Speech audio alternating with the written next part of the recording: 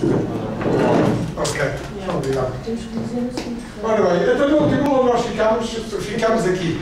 E, portanto, vimos que nós podemos jogar uma equação diferencial, usamos técnicas de Taylor e transformamos-la numa equação algébrica e com mais ou menos precisão, com mais ou menos termos, com não sei quantas possibilidades, transformamos sempre numa equação algébrica em que uma variável, a variável num ponto, no ponto I, portanto, um ponto de engenharia qualquer, que nós podemos calcular, portanto, a variável no ponto I, no instante de t mais delta t, é calculada sempre a partir da variável no ponto I em t, portanto, aquilo que eu vou ter num instante de tempo é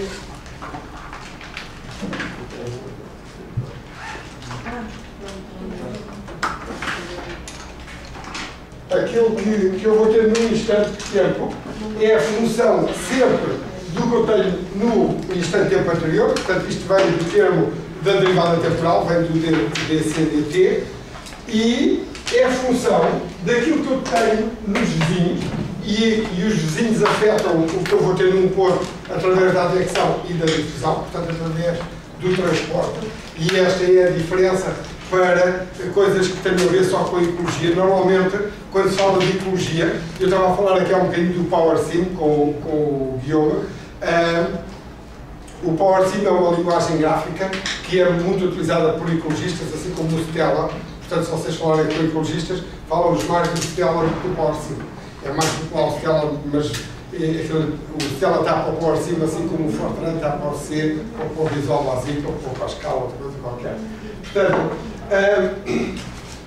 a diferença que nós temos aqui do que nós estamos a fazer para o que é feito nesses programas é que eles lá só têm derivada temporal, portanto só têm voltado no tempo e não têm transporte, portanto não têm advecção nem difusão. Portanto, a derivada temporal faz aparecer este termo e o transporte faz aparecer o vizinho da esquerda e o vizinho da direita.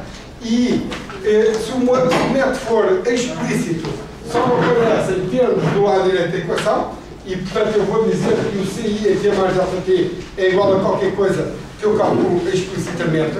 Se o método tiver uma característica implícita, então vou ter necessariamente termos aqui deste lado, também o valor da esquerda e o valor da direita. Isto é no caso do modelo ser unidimensional.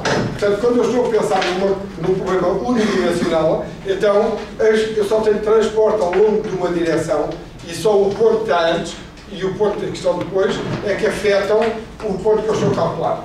Se o meu problema fosse bidimensional, então as propriedades poderiam variar em duas direções do espaço.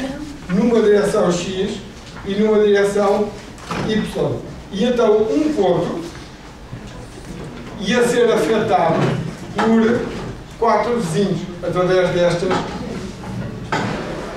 destas faces. Portanto, se eu tivesse um problema bidimensional, eu em vez de ter um vizinho, 2 vizinhos, eu teria 1, 2, 3, 4 vizinhos. Portanto, em vez de ter aqui 2 coeficientes, eu ia ter que ter 4 coeficientes.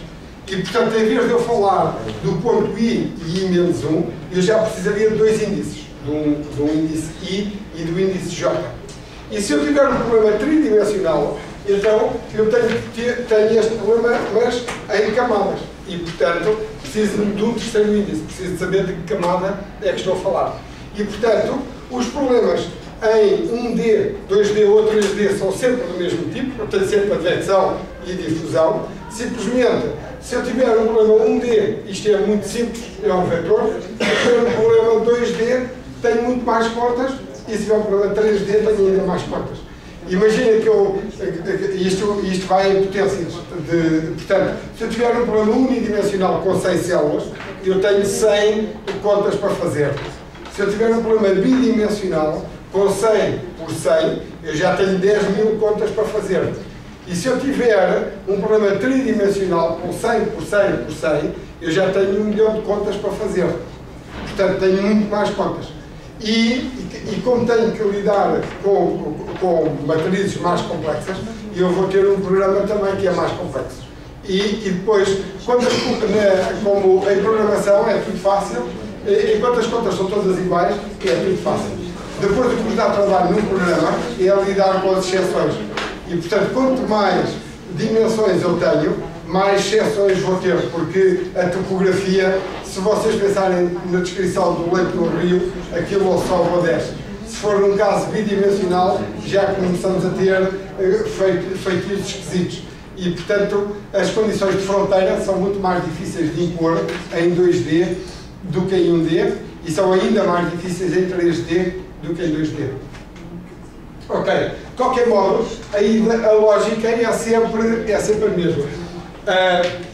Portanto, aquilo que assim se calhar melhor, aquilo que vamos dizer aqui em termos dos métodos, das propriedades dos métodos numéricos em 1D é válido em 2D e em 3D. Então, se eu pensar no método explícito, portanto desaparecem estes termos daqui, e upwind, em que, portanto, é o método em que na advecção são os pontos que são o montante em que afetam aquele ponto. Então, se nós explicitarmos aquilo que tínhamos nos slides anteriores, aparece o coeficiente D, vai ser U delta T sobre delta X, é o termo da advecção. Portanto, U aqui é a velocidade, portanto, a velocidade vezes o delta T sobre o delta X, mais a difusividade vezes o delta T sobre o delta X ao quadrado. E, portanto, aparece isto é o D, o termo é isto, e o termo é aquilo. E depois teria aqui, se tivesse fontes e hipóteses, teria aqui agora as fontes e hipóteses. Portanto, eu tinha que descrever, se isto fosse fitoplâncton, eu teria que dizer o que é que produz fitoplâncton e o que é que consome fitoplâncton. Portanto, eu já vos mostrei na última aula, ou numa das últimas aulas, falei-vos dos coliformes fecais, que são normalmente o termo mais simples aqui para fontes e hipóteses, é um decaimento de primeira ordem, é dizer que a mortalidade é um K vezes a concentração. Depois vamos ver isso em detalhe, como é que se resolve aquilo. Então, na última aula, eu disse-vos que este parede está aqui, eu chamei-vos a atenção para o facto deste parede estar aqui, poder mudar de sinal se o delta T for muito grande. À medida que eu vou aumentando o delta T, este termo vai aumentando e aquele termo também vai aumentando. Então, a certa altura, este parênteses pode passar a ter um sinal negativo. Se eu aumentar muito o delta T, este parênteses pode ter um sinal negativo. E se eu tiver um sinal negativo, isso tem uma consequência direta, é que quanto maior for a concentração em T, mais pequena vai ser a concentração em T, mais delta T, porque se aquele termo é negativo, está a subtrair e, portanto, vai-me fazer desaparecer a concentração. E é fácil de ver que, se eu aumentar isto muito, eu vou poder ter concentrações negativas.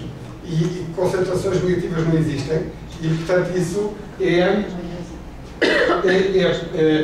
isso vai ser um problema comum. Portanto, então eu estou aqui com esta conversa toda, porque isto, se isto fosse só aplicar as séries de Taylor e fazer um programa, esta disciplina não merecia esta conversa toda. Portanto, isto já estava feito há 50 anos, desde que existem computadores, e, portanto, não havia grande coisa para dizer sobre isso.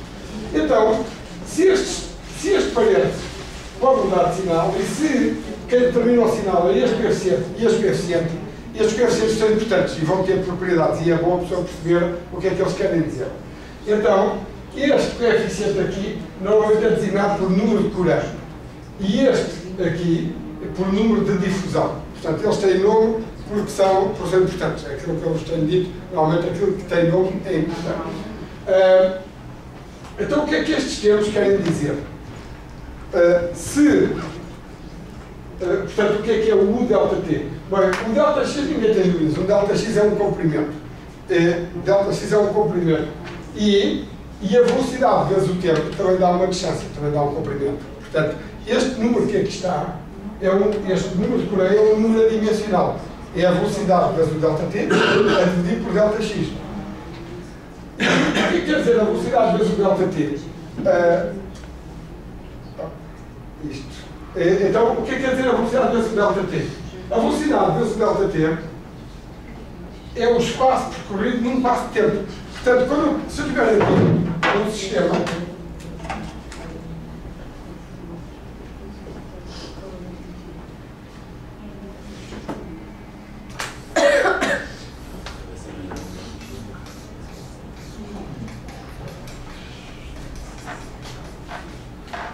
vamos supor que eu tenho aqui um rio e dividi isto em células. E eu agora quero calcular a concentração aqui no ponto I. E tenho aqui o I menos 1 e tenho aqui uma velocidade. U vezes ΔT é um comprimento.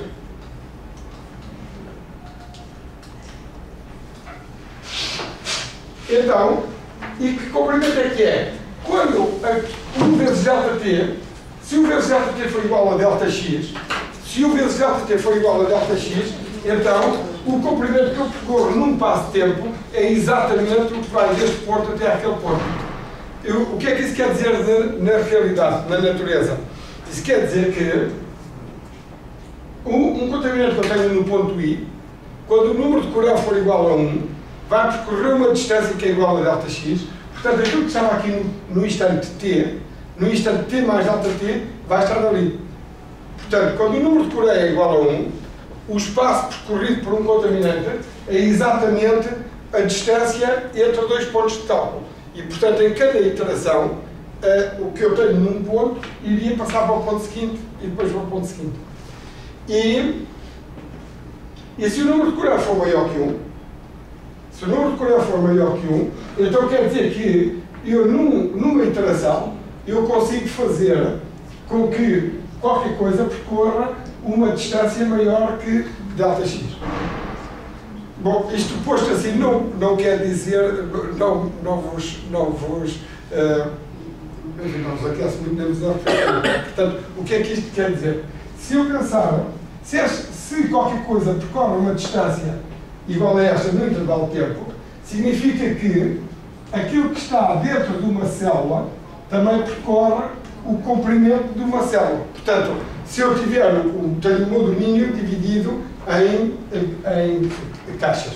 Em cada caixa eu tenho um ponto de cálculo. Se U vezes ΔT for maior que 1, maior que ΔX, quer dizer que eu consigo despejar uma célula num intervalo de tempo. Eu consigo despejar a célula num intervalo de tempo.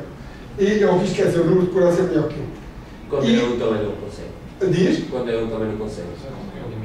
Qual é o último? Quando é 1. Quando é igual a 1, então eu passo o que está dentro de uma célula exatamente para a célula seguinte. Também anda uma célula. Também anda uma célula. Mas se U vezes ΔT for maior que 1, então o que está nesta célula não passa para aquela, mas passa para outra mais abaixo. Não é? Se eu depois coloco U vezes ΔT, que era igual a 2ΔX. Se U vezes ΔT for 2ΔX, o que está nesta célula, numa interação, passa para a célula que está ali abaixo. Mas se for 1,5, já... Se for 1,5 fica a meio, mas fica um bocadinho aqui.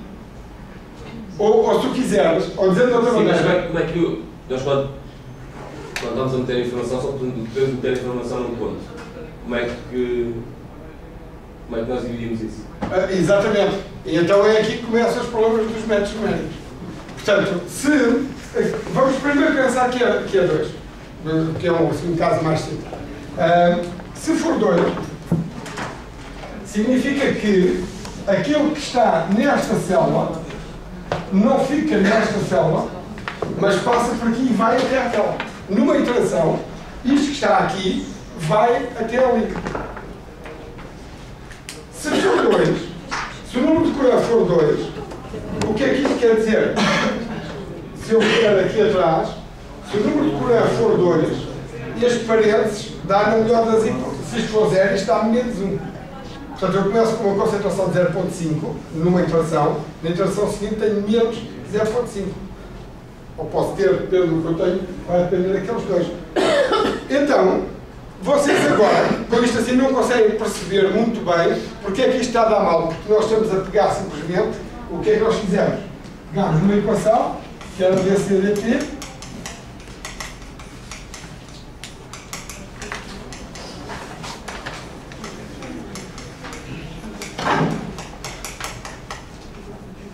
portanto, nós dissemos que a nossa equação era isto.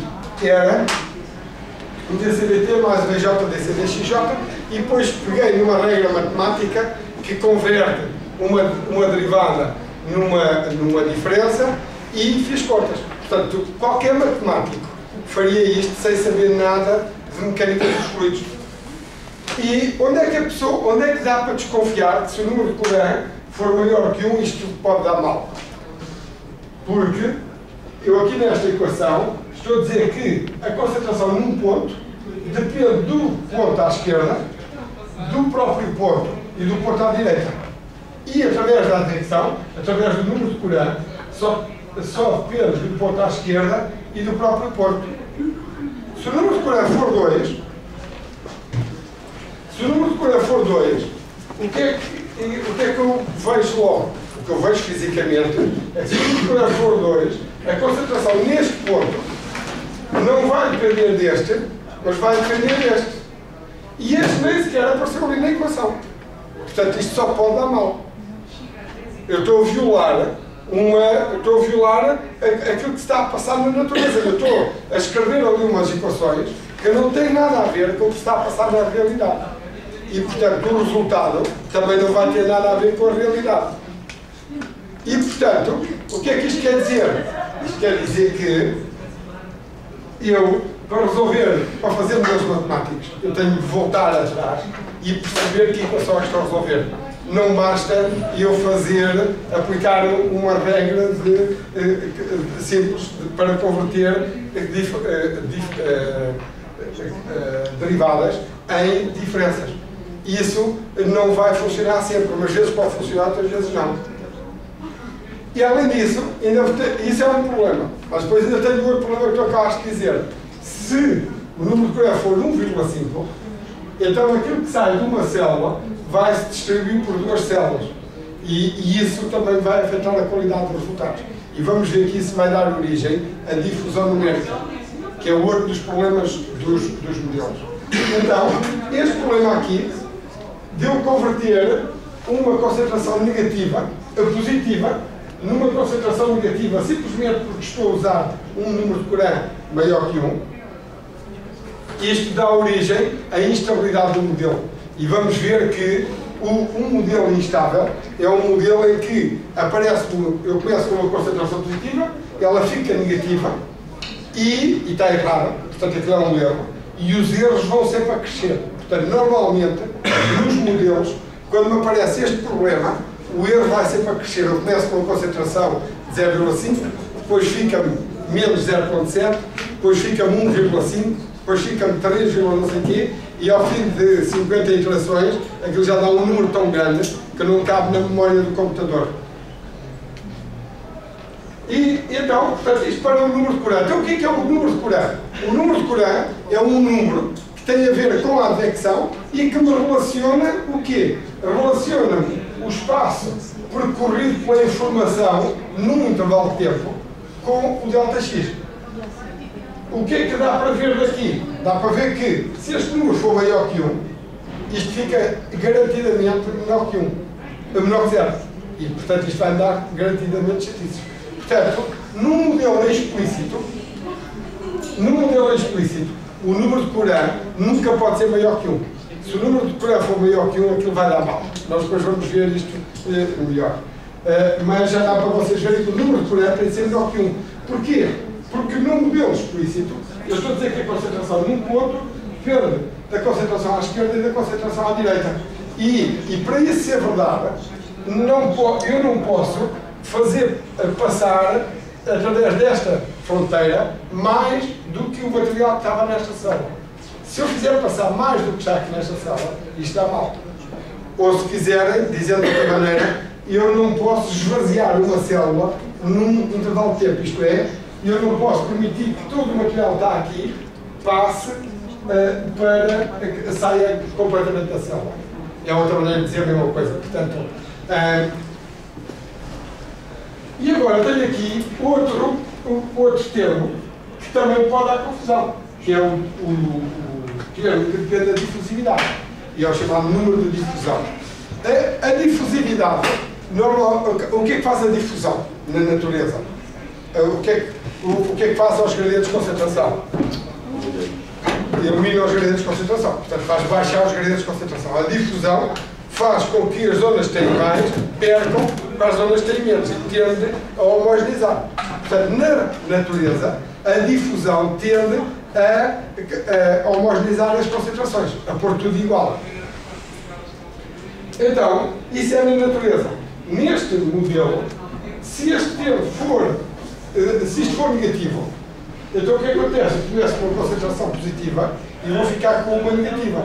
E, portanto, se este termo aqui tornar este coeficiente negativo, então eu vou criar, em vez de destruir gradientes, eu vou construir um gradiente que ainda para mais é um gradiente estúpido, porque vai-me dar um valor grande positivo menos um valor negativo.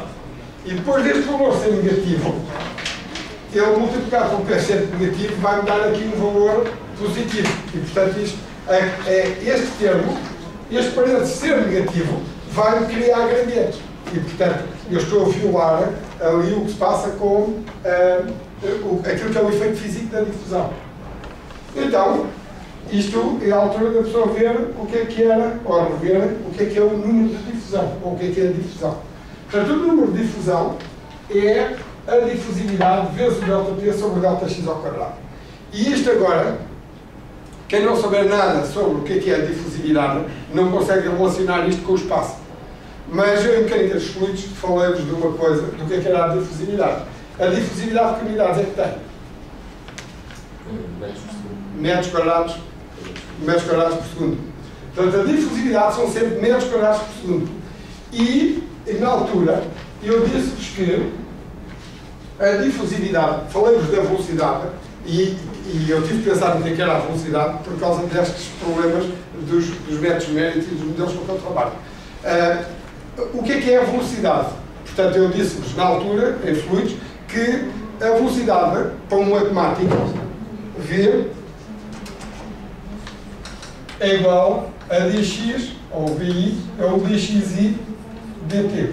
Portanto, para um matemático não tem dúvida, a velocidade é a taxa de variação da posição. Se eu tiver um carro, e a velocidade do carro é o dx dt, é o espaço percorrido pelo carro. Ninguém tem dúvida, quando o radar mede a velocidade de um carro na estrada, ele dá uma velocidade que é isto, e se a pessoa for acima da velocidade, como eu vos disse lá em fluidos, não vale a pena vocês discutirem o conceito de velocidade com a polícia. Aquilo é pagar e pronto. E pronto, se não for mais nada, né? No mínimo é pagar. Mas, em fluidos, isto não é assim. Em fluidos não é assim porque qual é a diferença entre um fluido e um carro? É que um fluido é composto por moléculas que têm liberdade de movimento umas em relação às outras. Portanto, na altura eu disse-vos que um fluido, se um carro fosse um fluido, em vez de ser um sólido, o que acontecia é que cada parte do carro teria a sua própria velocidade. Portanto, e dei-vos uma imagem que é um carro.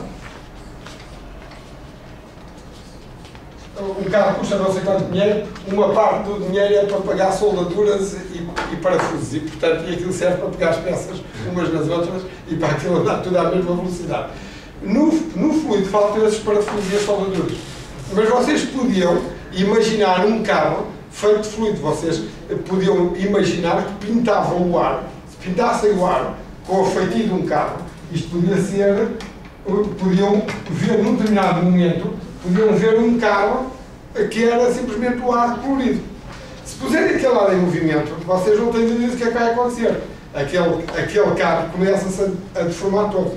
E porquê? Porque cada molécula se desloca à sua própria velocidade. Então o que é a velocidade? A velocidade, para nós em fluidos, é o volume que passa por unidade de área. o volume dividido pela área é que é a velocidade. Se eu tiver uma área, se eu dividir o volume que está a passar por aquela área através pela área, eu fico com uma velocidade, é o fluxo por unidade de área. E é por isso... Diz? Falta aí um texto. É o volume por unidade de tempo, certo? É o volume por unidade de tempo a dividir pela área. E é por isso que nós dizemos que o volume por unidade de tempo, que é normalmente o fluxo, portanto, o volume por unidade de tempo é o caudal pela área dá a velocidade, e quando eu quero calcular o caudal, eu digo que é o integral na área de V, então com N de A. Portanto, isto para mim, a velocidade a nós, em fluidos, dá-nos certos essencialmente para nós calcularmos fluxos. E depois vimos que se eu quisesse um fluxo de massa e não um fluxo de volume, então eu multiplicava aqui este termo por uma concentração, pela massa por unidade de volume. Se eu quiser o fluxo de massa, isto é igual ao integral na área da concentração vezes V. Se a concentração for uniforme, é o fluxo de massa, é a concentração vezes o caudal. E portanto, isto é para nós a velocidade. Agora, depois também vos disse que a velocidade pode ser zero, e isso não quer dizer que não haja nenhum fluido a circular. Aqui, através desta porta, vamos admitir que não há nada a ser ali daquelas grelhas. Se daquelas grelhas não vier ar, quanto é que vale a velocidade média através desta porta? Zero. Mas vocês sabem que ter a porta aberta ou ter a porta fechada não é a mesma coisa em termos do que está dentro da sala. Portanto, há material a sair e material a entrar. Se vocês disserem que a velocidade é zero, então o caudal é zero. E o fluxo advectivo é zero. Portanto, se a velocidade for zero, o fluxo advectivo é zero. Então, aquele fluxo que existe na realidade, mas que nós não tratamos como advectivo, chamamos de fluxo quê? Difusivo. A esse fluxo chamamos de fluxo difusivo. E o fluxo difusivo, nós dissemos que o fluxo difusivo por unidade de área era uma difusividade vezes o dc dxi. Portanto, o fluxo difusivo numa direção I era a difusividade vezes o gradiente de concentração. E, portanto, eu tenho fluxo difusivo através daquela porta, desde que tenha o quê? Desde que tenha a diferença de concentração entre o lado de fora e o lado de dentro. Porque, para eu ter fluxo difusivo, é preciso que, quando o fluxo advectivo quando eu digo que o fluxo advectivo é zero, o que é que isso me quer dizer? Isto não quer dizer que não haja nenhumas moléculas a passarem pela porta. O que me quer dizer é que há tantas moléculas a sair como a entrar. E, portanto, se eu for ali medir a velocidade, todos os instrumentos que medem a velocidade medem o saldo do movimento das moléculas. Portanto, se eu tiver tantas moléculas a ir para um lado como para o outro, o saldo é zero e a velocidade dá zero. Mas, se as propriedades das moléculas forem diferentes, então as moléculas que saem têm propriedades diferentes das moléculas que entram e portanto, eu se pensar agora nos constituintes do ar, eu vou ter um saldo que é diferente de zero. Aqui temos uma quantidade de gente a respirar, vai sair mais CO2 do que entra, é garantido. Vai sair mais vapor de água do que entra. E vai entrar mais oxigênio do que sai. Então, se eu tiver gradiente de concentração, e isto vai acontecer enquanto houver gradiente de concentração, se eu tivesse tanta gente do lado de fora como do lado de dentro, então o fluxo difusivo iria tender para zero, porque o gradiente de concentração iria tender para zero. Então, esta difusividade depende de quê? Portanto, o fluxo depende do gradiente. Se o gradiente for zero, eu não tenho fluxo. Portanto, se as propriedades do lado de fora forem iguais às propriedades do lado de dentro, o fluxo vai ser zero, porque as moléculas que entram são iguais às que saem. Para eu ter fluxo difusivo, além disso, ainda é preciso que as moléculas realmente passem de um lado para o outro. E então, como é que as moléculas podem passar de um lado para o outro? ou que moléculas é que passam de um lado para o outro. Agora aparece-me aqui o conceito portanto, eu disse que o caudal, a velocidade é o caudal por unidade de área, e, portanto, a velocidade que eu vou ter vai depender da área. Aquilo que eu chamo de velocidade depende da área, está implicitamente ligada à área. Se eu disser a área é esta porta, então a velocidade é 0. Mas, se eu disser, não, vou dividir esta porta, esta área, vou dividir em duas partes. Uma parte de baixo e uma parte de cima. Então, se calhar, a velocidade já não vai ser 0 em nenhuma das partes.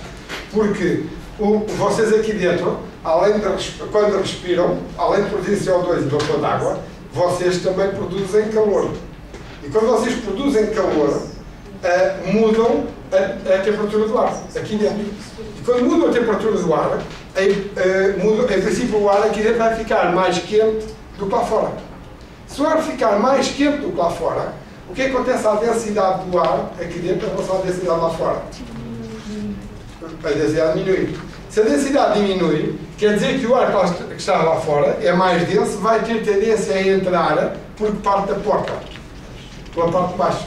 E o ar que está cá dentro tende a sair pela parte de cima.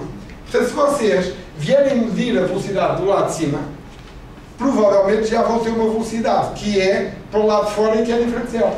E em baixo vão ter uma velocidade para o lado de dentro que é diferente zero. E eu falei-vos do escoamento no Oceano Atlântico e no efeito do polo, do arrefecimento da água do polo e do aquecimento na zona tropical e da situação chamada termoalina, que tem a ver com a densidade, que é modificada pela temperatura e pela salinidade. E portanto, nós aqui iríamos ter um escoamento desse tipo. Portanto, então, a velocidade que eu tenho depende da área que eu escolho. E no modelo, isto então é mais claro. E foi o modelo que me fez pensar nestas coisas todas. E eu costumo usar muito aquela frase do Einstein, que é mais difícil descobrir um preconceito do que um ato. E os preconceitos são coisas que se propagam assim, há tempo perceber naquelas bandas da Atlântica, que estão na internet, a descrição de um preconceito. Como é que se criava um preconceito em macacos. E aquele dava-se uma banana ao macaco, o macaco lhe dava uma estalada, não sei o quê, e a certa altura já não havia banana, mas a estalada continuava a existir. E a verdade é que ele já estava metido lá gravado no cérebro das pessoas.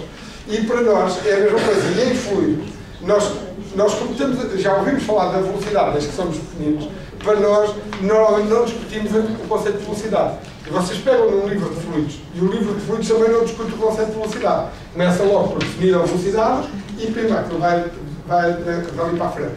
Quando a pessoa começa a ter que falar de métodos numéricos, começa-se a ter que interrogar sobre o que é a velocidade. E para nós, a velocidade o que é? A velocidade é o caudal por unidade de área. Então, se eu tiver um modelo de um rio, a velocidade do rio, o que é? É o caudal do rio a dividir pela área da secção. Isso é para mim a velocidade do rio. Mas vocês sabem que, na realidade, a velocidade não varia de ponto para ponto do rio. No fundo do rio, quanto é que vale a velocidade? Ou na parede do rio? Sobre a superfície sólida do rio, quanto é que vale a velocidade? É zero. E onde é que vocês estão à espera de encontrar a maior velocidade? No centro do rio. E, portanto, é aí que a pessoa está à espera de encontrar a maior velocidade. Então, a velocidade no rio depende da área que eu escolho. Se eu, em vez de fazer um modelo unidimensional para o rio, se eu fizesse um modelo bidimensional para o rio, então, eu ia dividir isto em várias fatias e cada uma delas iria ter uma velocidade. Não é? Portanto, cada uma delas iria ter uma velocidade. Então, se a difusividade é aquilo que me sobra como consequência da minha definição de velocidade, então a difusividade que eu vou ter neste modelo bidimensional vai ser diferente da difusividade que eu vou ter no caso unidimensional.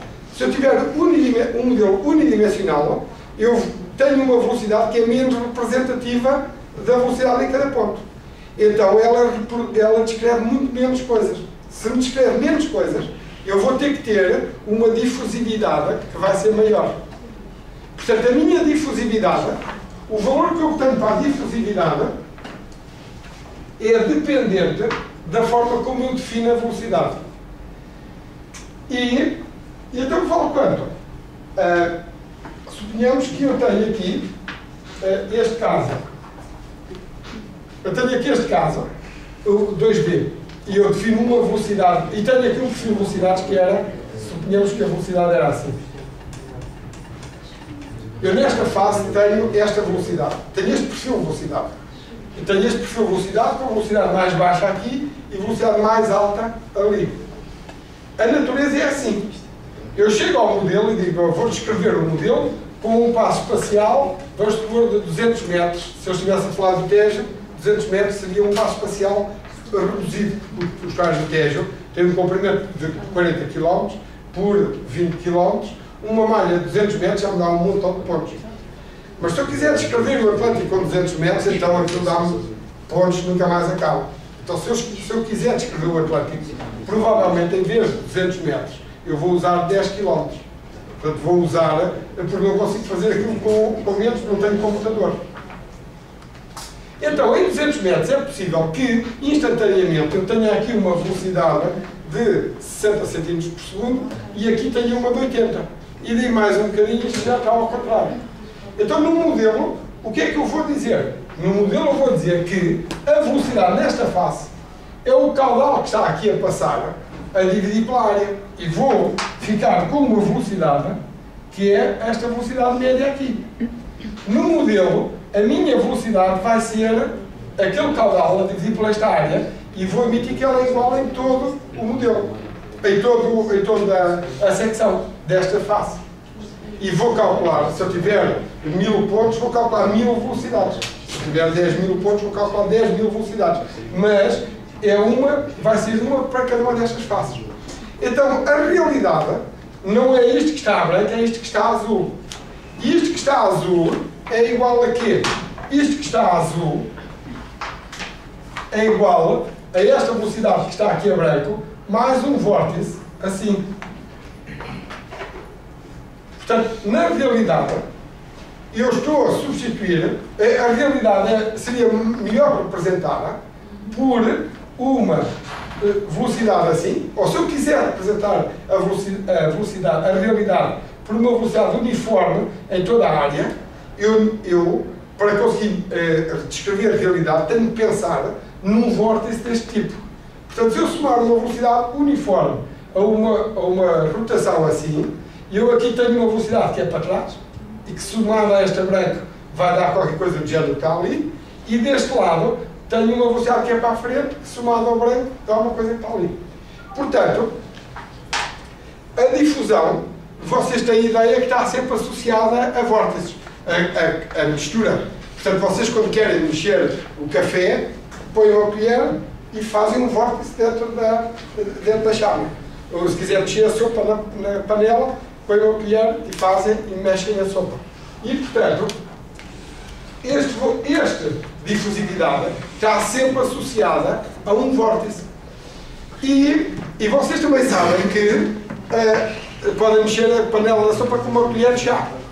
E se mexer a panela da sopa com uma colher de chá, que também mexe, agora é muito tempo, não é? Porque quando tem uma panela grande, usa uma colher grande. E porquê? E se vocês mexerem a sopa com a colher muito devagarinho, aquilo demora mais tempo a mexer do que se mexerem mais depressa. Então, a capacidade para misturar, para produzir difusão, depende então de quê? Depende do tamanho do vórtice que vocês conseguem criar e depende da velocidade da rotação do vórtice. A velocidade da rotação do vórtice e o tamanho do vórtice é que vão determinar a difusividade, a capacidade de misturar. Então, a difusividade é uma velocidade vezes um comprimento. E é por isso que fica sempre metros quadrados por segundo. Vocês ainda lá têm aquele texto que eu vos dei de segundos. e de qualquer modo aqui na página também está, vocês podem lá ir ler, mas, e está lá descrito com os bonequinhos qual é que é a dimensão, mas a dimensão então é sempre um comprimento, que é o comprimento do vórtice, vezes a velocidade. E é por isso que a difusividade tem sempre dimensões metros ao quadrado T-1. São metros quadrados por segundo no seu internacional. São metros vezes metros por segundo. Então, quando eu aumento o passo espacial de um modelo, o que é que acontece à difusividade? Se eu tenho um modelo de 200 metros no Tejo, se eu passar para um modelo de 500, o que é que acontece à difusividade que eu tenho que pôr no modelo? Maior. Ela é maior, porquê? Porque os vórtices, eu aqui estou os vórtices que eu não consigo descrever são deste tamanho. Se eu passar para 500 metros, há vórtices maiores que eu não consigo descrever. Portanto, se vocês olharem para ali para a ponte, põem um obstáculo dentro de um canal, e atrás do obstáculo, vocês, o escoamento contorna o obstáculo e atrás do obstáculo formam-se vórtices. Se vocês tiverem um passo espacial pequenino, aquele passo, com aquela malha muito fininha, vocês podem descrever alguns desses vórtices. Os vórtices que vocês descreverem com a velocidade vão parar a que termo da equação. O transporte dos vórtices que vocês conseguem descrever vão parar a que termo da equação? A difusão.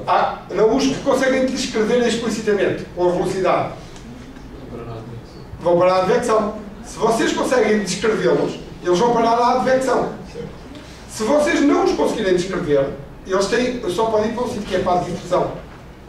Eu, por acaso, há estive aqui a fazer uma apresentação, para a semana não tocar, porque tenho em Istambul ao Fórum Mundial da Água. E Portugal este ano resolveu investir naquilo a sério, tem lá um stand com 100 metros quadrados, e então convidaram as pessoas que têm qualquer coisa para mostrar lá a ir. E então é preciso falar.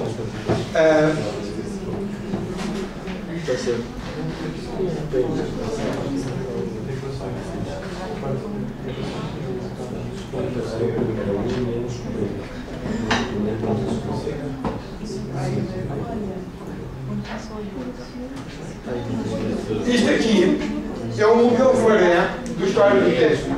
A cor é a salinidade e as setas são os comentos. E portanto isto aqui é a maré acelerada, sobe e desce alternadamente. E vocês veem, aqui de vez em quando formam-se uns vórtices. Mas este modelo tem um passo espacial de 400 metros. E portanto ele descreve alguns vórtices, mas não descreve todos. Se eu quiser descrever o detalhe do escoamento ali na Praia da Torre, Santa Marta, Oeiras e companhia, neste modelo aquilo desaparece tudo. Portanto, o passo espacial é demasiado grosseiro para eu descrever o detalhe do escoamento. Portanto, vórtices que aí estejam têm que ser representados por difusão. Mas se eu fizer um modelo mais fino,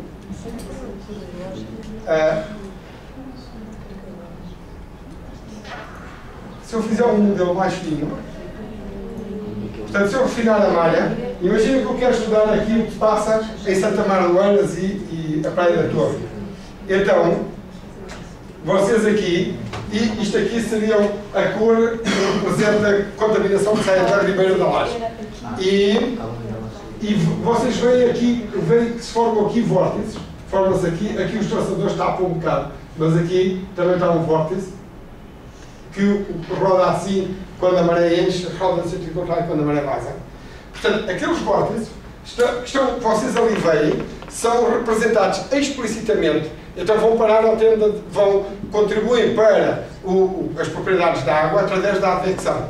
Mas se eu tivesse um modelo mais grosseiro, então nesse caso eles teriam que ir para a difusão. E iam ficar no termo difusivo.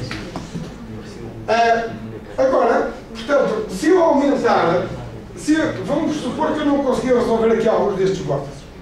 Se a difusividade que eu aqui vou ter vai aumentar com a velocidade da maré. Portanto, se eu aumentar a velocidade aqui, eu faço rodar os vórtices mais depressa e aumenta a difusividade. Mas eu nunca sei bem quanto é que vai ser a difusividade. Portanto, eu a difusividade sei que aumenta com o passo espacial. Quanto maior é o passo espacial, menos vórtices eu consigo descrever. Portanto, a difusividade, há mais coisas que vão ter que ser representadas por difusão.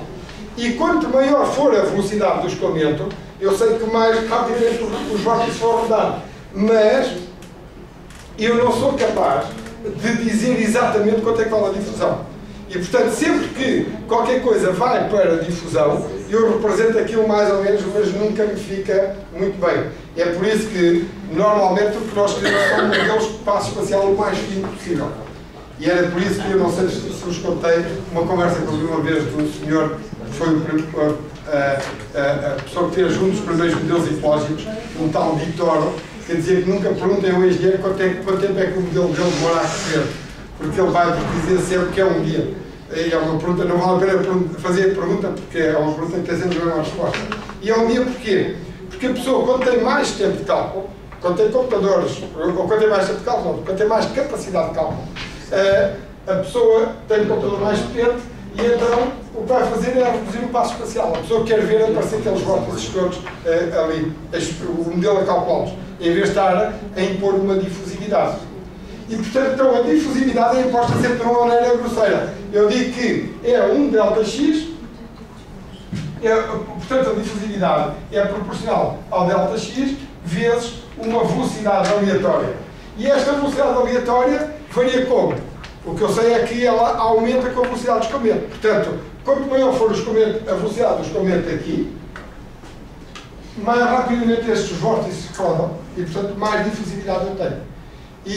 Mas nós não sabemos bem quanto é que ela vale. E então, o que é que fazemos? Recorremos a algumas medidas feitas há muito tempo por pessoal que andou a estudar isto e os valores são mais ou menos, portanto, são valores empíricos. E são um parâmetro de ajustamento do modelo. A pessoa ajusta o modelo com aquilo. Quando os processos de transporte associados a um vórtice são muito importantes, então o que é que nós fazemos? Nós reduzimos o passo espacial e representamos explicitamente.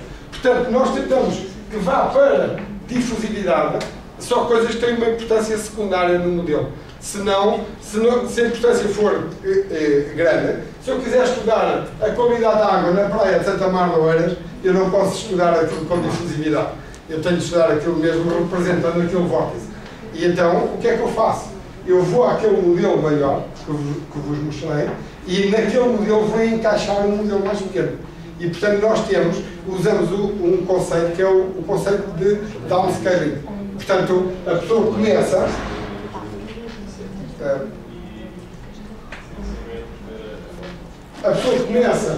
com modelos de grande escala e vai encaixando naqueles modelos de escala cada vez mais reduzida. Portanto, para o modelo do Tejo, eu posso vir a este modelo aqui. Isto aqui devia mexer, não sei. Eu venho aqui a este modelo, e este modelo calcula umas marés e calcula correntes aqui no mar. Eu venho a este modelo e encaixo nele um modelo para o Estuário do Tejo, e depois vou ao modelo do Estuário do Tejo e encaixo um modelo para a Praia de Santa Mar de Oeiras. E só assim é que eu posso dar bons resultados para a Praia de Santa Mar de Oeiras. Ok? Pronto, então,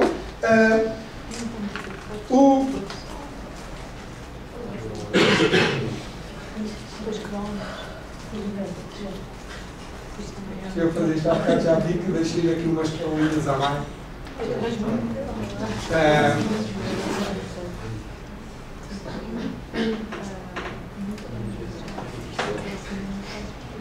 Então, o que é a difusividade? Portanto, a difusividade é também, tem aqui também, se eu cortar, portanto, a difusividade é uma velocidade vezes um comprimento. Este comprimento corta com este ΔX ao quadrado e essa difusividade tem também, é quase como se fosse um número de corrente também.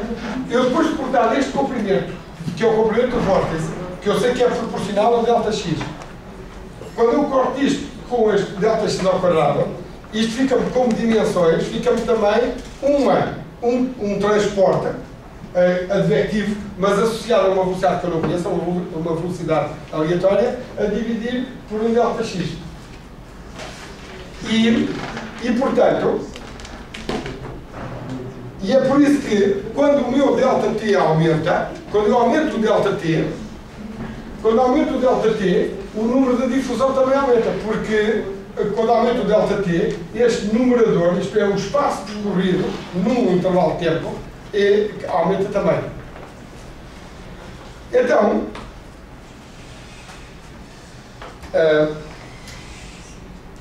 portanto, isto era a forma geral da equação para um modelo explícito Applinder. E no modelo explícito Applinder, então, para eu ter bons resultados, eu tenho, vocês já dá para ver que tenho que garantir este coeficiente positivo. Caso contrário, que não dá mal. Se eu, em vez de usar o Applinder, se usasse diferenças centrais, lembra-se que era o método que tinha precisão de segunda ordem no espaço. Se eu usar diferenças centrais, então os coeficientes iam ter esta forma. E eu agora tenho aqui dois termos que podem ser negativos. Tenho este termo que pode ser negativo e tenho este termo aqui que também pode ser negativo. E, portanto, vou ter outras condições de estabilidade. Depois vamos ver isto a seguir, como é que melhora então. Portanto, então, as propriedades numéricas do método que eu escolho, ou cada método que eu escolho tem as suas propriedades numéricas.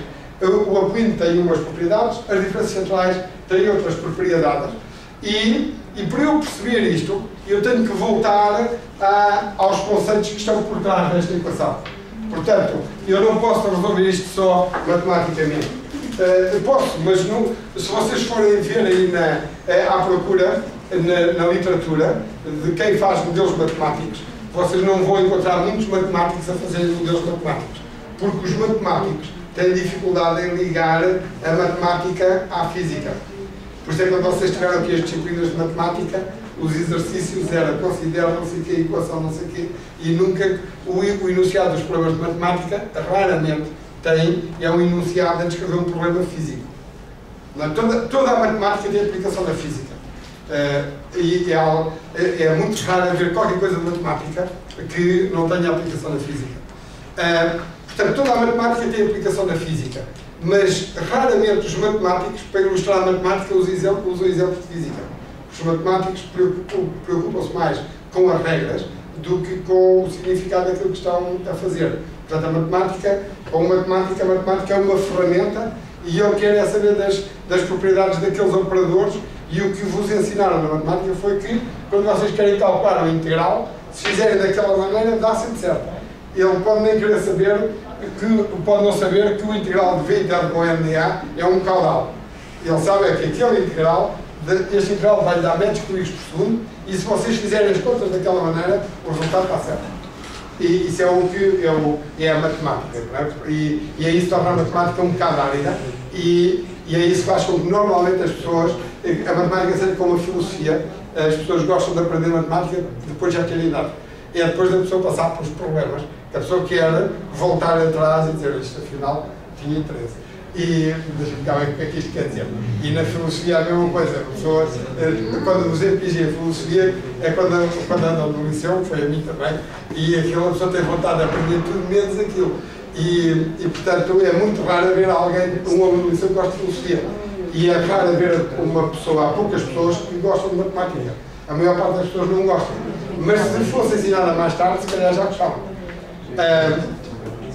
Ok, então os modelos físicos, estes modelos, para que a pessoa produza resultados bons, a pessoa tem que perceber o que é que está a fazer, e para perceber o que é que está a fazer, tem que perceber o significado físico do que está aqui. E portanto, nós, numa das próximas aulas, vamos voltar ao princípio. E eu há um bocadinho chamei a isto uma célula, mas para eu usar séries Taylor não preciso pensar em células, eu só preciso de pensar em pontos. Na série Taylor, eu disse, eu souber o valor da propriedade num ponto, eu posso saber a propriedade num ponto vizinho, fazer não sei o quê. Eu nunca falei de células na série Taylor. Eu aqui já vos falei de células, de vez em quando escapa a boca para a verdade. E portanto, falo das células. Porque as células é que me permitem relacionar o que eu estou a calcular com um espaço onde eu estou a calcular. E com os fluxos. Ok, então, Qual é que é o melhor método? Se o erro de truncatura, que as séries de me dão, fosse o único critério para escolher o método, então o melhor método daqueles que eu vos mostrei seriam diferenças centrais e para o espaço, e Craig-Nicolson, nosso ninho implícito, para o tempo. Este é precisão de segunda ordem no espaço, aquele lá precisão de segunda ordem no tempo, isto seria o melhor método. Mas já com aquilo que eu estive a dizer, já dá para vocês verem que se calhar não é. Não é sempre. Portanto, para o melhor método tem que respeitar a consistência dos processos que estamos a estudar.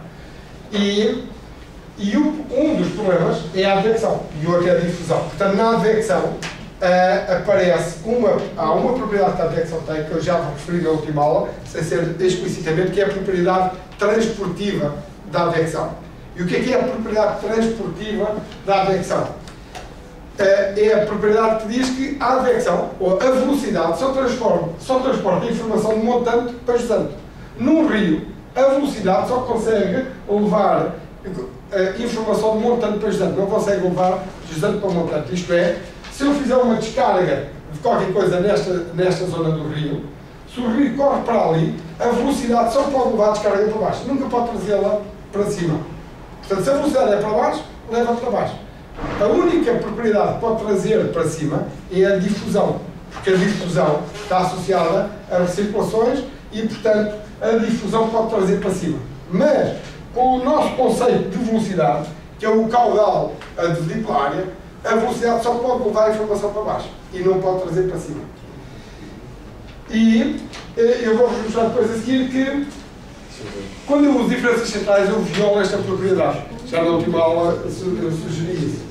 Portanto, o método Quinn respeita a transportividade, mas o método Quinn tem um outro problema, que é o problema da difusividade, que o vosso colega já referiu. Quando o volume está aqui nesta célula, não vai todo para ali e fica a meio, isto vai-me dar um problema nas concentrações. E vai-me dar uma difusão numérica. A concentração baixa simplesmente pela forma como eu estou a fazer as contas e mesmo fisicamente não esteja lá. Ok. Portanto, e depois aparece-me ainda aquela questão dos coeficientes positivos e negativos, que é o problema da estabilidade. E, portanto, a difusão numérica e a estabilidade são determinantes para escolher o método. Então, vamos aqui ver rapidamente como é que isto aparece. Depois do que eu disse aqui, vamos supor que eu tenho aqui um rio, é o que está aqui, tenho uma concentração, eu quero calcular as propriedades do ponto I e em função das propriedades dos vizinhos, do I menos 1 e do I mais 1.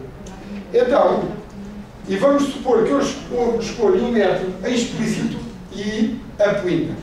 O método explícito e apoindo é esta equação que eu já tinha escrito ali atrás e que aqui está o tal parênteses, e eu agora vou pensar que numa distribuição inicial em que, portanto, eu vou fazer aqui uma matriz em que tenho aqui os meus pontos de cálculo, o ponto I, o ponto I mais 1, I mais 2, I mais 3, I menos 1, I menos 2, I menos 3. Portanto, imagina que isto é o rio por aqui abaixo.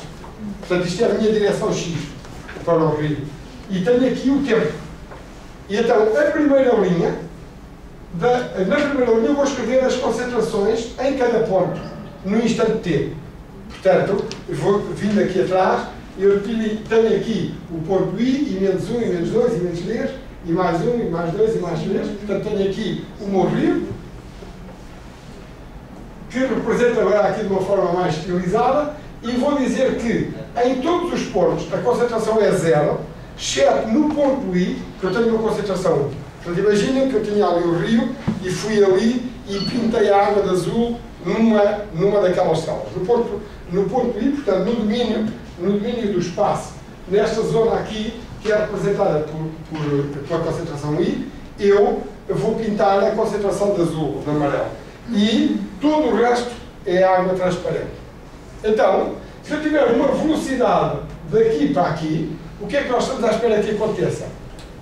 Que aquela mancha se vá deslocando por rio abaixo. Portanto, estou à espera que a mancha vá por rio abaixo. E vou pensar num caso, para as contas darem para fazer à mão, vou pensar num caso em que a difusividade é zero. Portanto, vou ter a situação que eu quero é uma situação em que eu teria difusividade nula. Se eu tiver difusividade nula, como é que aquela concentração vai variar? Não varia. Não há difusão, não varia. Aquela água não se mistura. Não varia. Então a água limita-se a ir por ali abaixo. Era como se eu tivesse um saco de plástico, como se a água fosse dentro de um saco de plástico que ia por ali abaixo. Então, o que é que eu ia vendo? Ia vendo a concentração a sair do porto I e depois ia passando sucessivamente por I mais 1, I mais 2, I mais 3, por ali adiante. E uma coisa que eu posso fazer é calcular a quantidade total que eu tenho. Portanto, isto é somar o que aqui está nestas linhas. Se eu somar o que está nestas linhas, no início eu tinha 0, 0, 1, 0, 0, somo isto tudo e dá-me 1. E portanto... Porquê é que no terceiro passo não há nenhuma concentração? Porque entretanto saiu aqui do I mais 2. Então, vamos agora pensar, vamos começar pelo 0 e vamos já ao terceiro passo. Vamos primeiro ao primeiro passo. Então, vou pensar numa situação então com difusividade zero. Não há difusividade. Só tenho adexão. Então este termo aqui vale 0, aquele vale 0 e este vale 0. E agora, vou pensar que o número de Coulomb é igual a 1.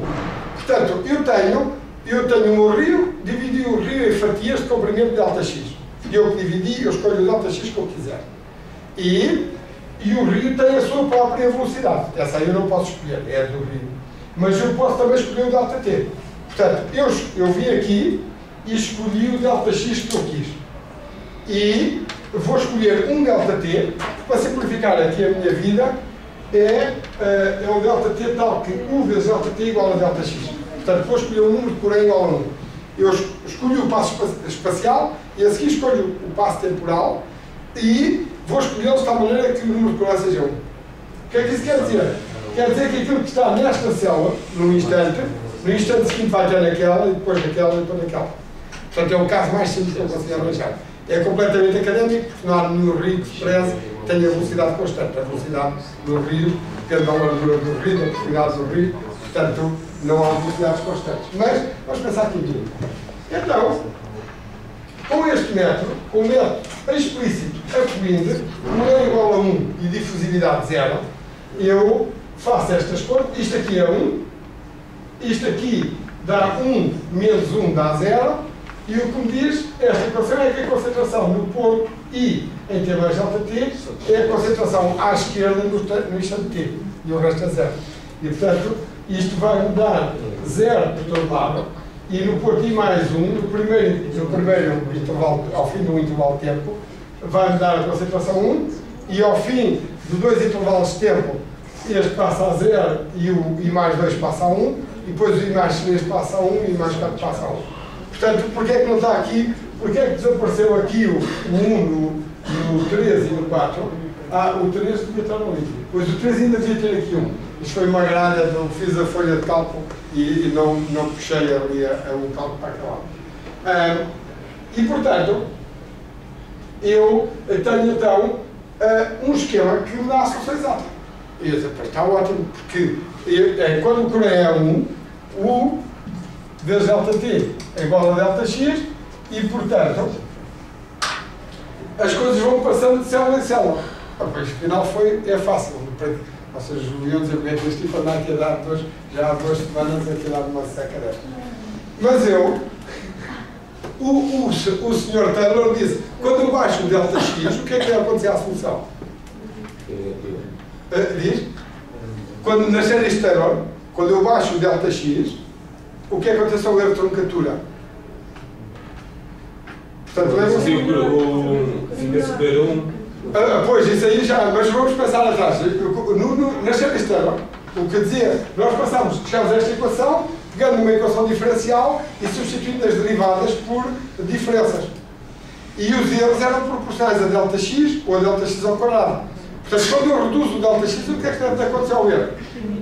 Deve diminuir. O erro deve diminuir. Isto é o que dizia o Sr. Taylor. Se lhe perguntassem, se vocês encontrarem no céu algum dia, e lhe perguntarem, ele vai dizer, diminui. E Vamos, então, se diminui, eu agora vou baixar o delta T. Se baixar o delta T, a solução deveria melhorar, ou pelo menos não devia piorar. Eu agora estou satisfeitíssimo com esta solução porque ela é exata. Eu agora baixo o delta T e vou supor que baixo o delta T para metade. Quando baixo o delta T para metade e repito as contas, o que é que me acontece? Tenho a mesma condição inicial, tenho 1 no ponto I, e agora, o que é que vai dar? A nova concentração no ponto I vai ser 0,5 vezes o valor à esquerda, que era 0, é 0,5 aqui, vezes I menos 1, está aqui que é 0, portanto isto está a 0, mais 0,5 vezes o valor da própria concentração, fica-me 0,5. E na célula I mais 1, dá-me o valor à esquerda, que era 1 vezes 0,5, dá-me 0,5, e ali dá 0. E agora continuo as contas, e aqui a linha baixa vai desaparecer. E se eu somar as linhas todas, por acaso isto aqui também está mal, porque eu devia ir ali para a frente, isto, se eu tivesse todas as células, isto aqui dava-me sempre 1. Portanto, eu tenho aqui um problema, onde eu disse não há difusão, só tenho advecção, e portanto a minha massa só se pode deslocar. E na realidade, o que aconteceu é que a concentração, numa iteração passou para 0,5, na segunda iteração passou para 0,25, 0,5, 0,25, e a concentração está sempre a diminuir. Portanto, eu tenho aqui um problema que tem difusão. Como a difusão não é física, porque eu disse que a difusividade era 0, e ela nem apareceu nas contas, tenho aqui um problema de difusão numérica. E isto chama-se difusão numérica. Portanto, os modelos podem ter difusão numérica. E eu diria mesmo, para ser mais verdadeiro, os modelos têm sempre difusão numérica. E têm sempre difusão numérica porque eu nunca consigo garantir que o número de Coreia é 1. Portanto, o número de Coreia, na realidade, varia de ponto para ponto. E, portanto, eu tenho difusão numérica. Esta difusão numérica faz com que a massa se espalhe. E este método, portanto, normalmente é designado por um método estável. O método é estável. O que é que isto quer dizer? O método ser estável.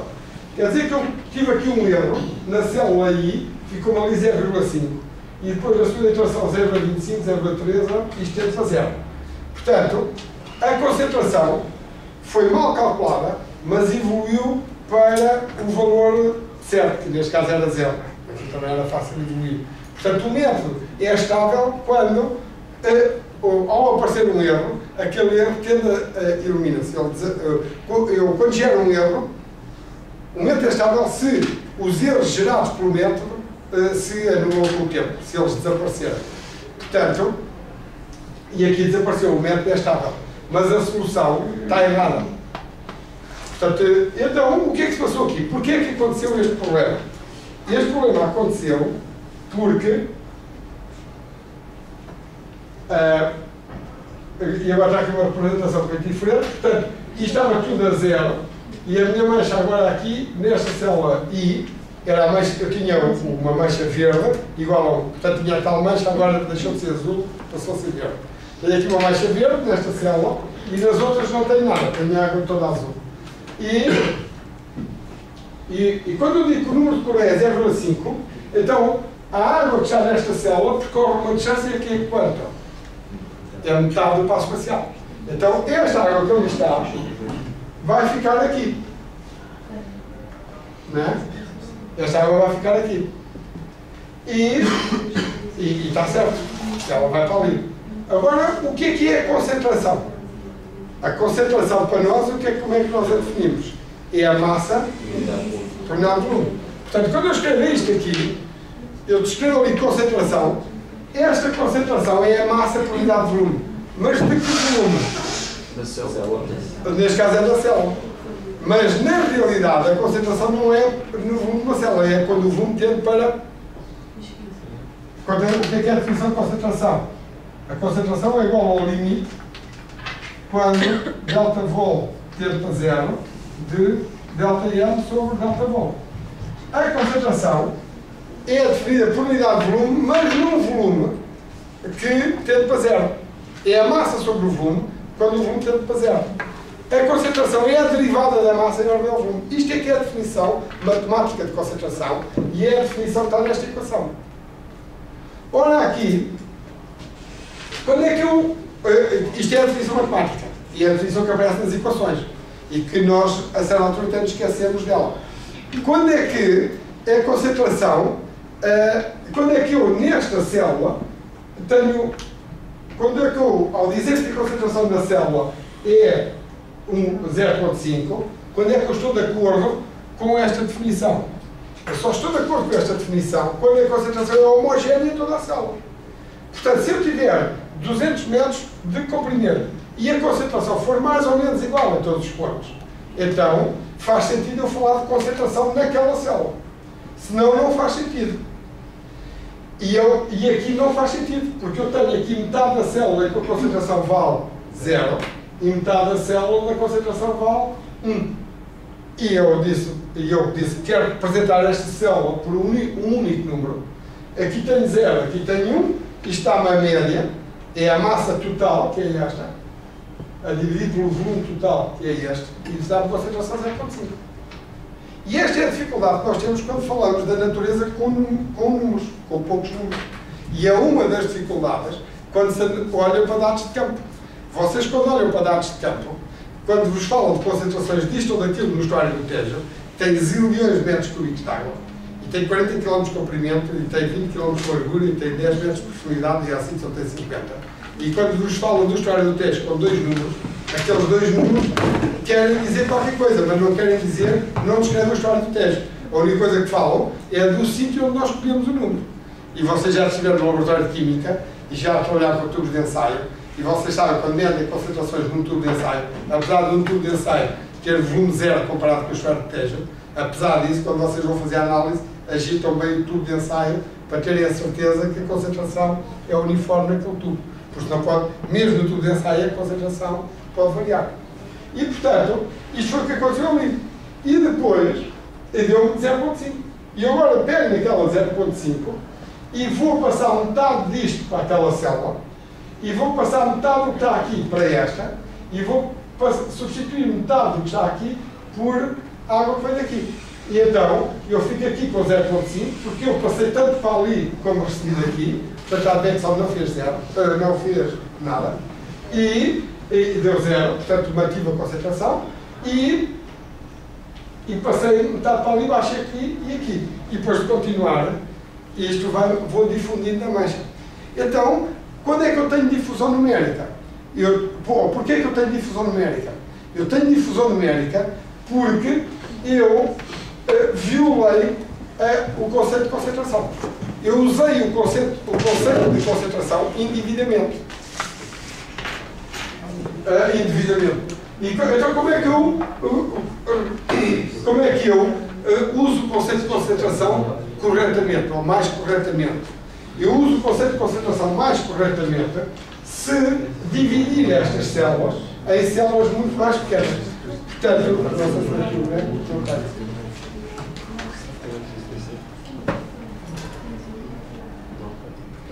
Portanto, não tenho. Mas como é que então resolvo este problema? Como é que eu me aproximo da definição de concentração? Eu aproximo-me da definição de concentração fazendo células cada vez mais pequenas.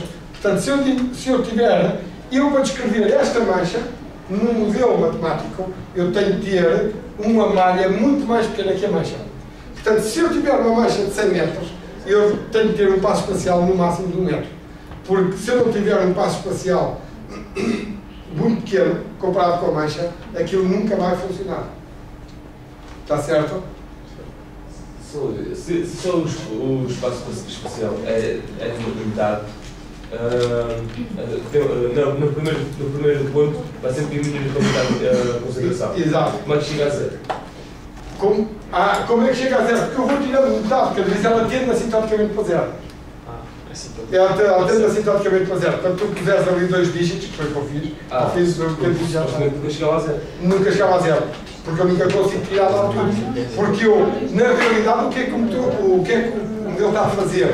Eu tiro, o modelo está constantemente a misturar o que está dentro da célula com a minha definição de concentração, que é a massa por dar volume, eu tiro esta, fisicamente eu tiro esta metade, mas quando eu digo que a concentração é o que fica a dividir pelo volume, eu misturo aquilo tudo outra vez. E, portanto, aquilo nunca chega a zero. Mas tento fazer.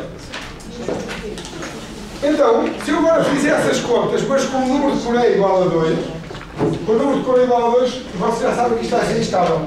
E então eu começo com a concentração de 1, fico logo aqui com menos 1, ali com 2, depois de continuar nas contas, ao fim de 3 iterações já tenho aqui menos 16, e depois este menos 16 passa para mais, não sei quanto, e tenho um modelo instável. E, portanto, a diferença é instável porquê? Porque os erros estão sempre a crescer. Ou pelo menos nunca diminuem. Ok, então, depois disto, então está criada a condição para as condições para eu vos voltar aqui à definição do que é a advecção e a difusão e perceberem esta equação. Esta equação é a base de tudo o que se passa na natureza e convém mesmo percebê-la. Portanto, vocês já revimos hoje o que é a velocidade, já revimos o que é a difusividade, agora temos só que rever a divergência do fluxo advectivo, a divergência do fluxo difusivo e ficamos ali com a equação. E depois é muito fácil a pessoa perceber porque é que os modelos às vezes funcionam, outras vezes não funcionam. Depois isto vai ser sempre complicado, porque esta equação é uma equação de círculo, era um caso 1D, se o caso for 3D aparecem erros mais subtis, e se nós tivermos equações, sistemas de equações, os erros ainda ficam mais subtis. Quando eu tenho a equação de Navier-Stokes e a equação da continuidade, e estou a resolver aquele sistema, os problemas ficam mais subtis, mas aparecem sempre da mesma maneira. Aparecem sempre por nós estarmos a violar definições, conceitos físicos que nós estamos a usar. Portanto, nós definimos velocidade e difusividade e definimos fluxo advectivo e fluxo difusivo, e quando o modelo dá mal é porque nós usamos mal aqueles conceitos. Nós definimos de uma maneira e usamos de outra. Ok? Então, na próxima semana, as aulas teóricas vão ser seminários. Vou pedir a 2 colegas para virem aqui falar de casos reais em que nós vamos trabalhar. E da aplicação disto.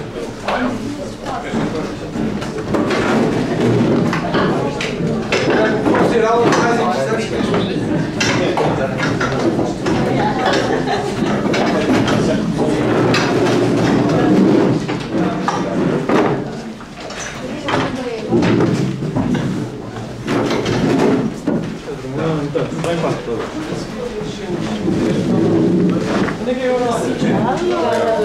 Não é nada.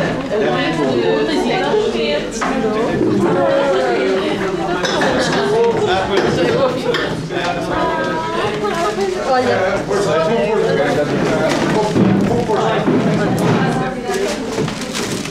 Eu vou dar ao Diogo e o Diogo coloca. Aliás, já lá está. Eu sei este falar com. Eu só fiz pequenas alterações, todas as pequenas à vontade sem alterações. Mas é essencial.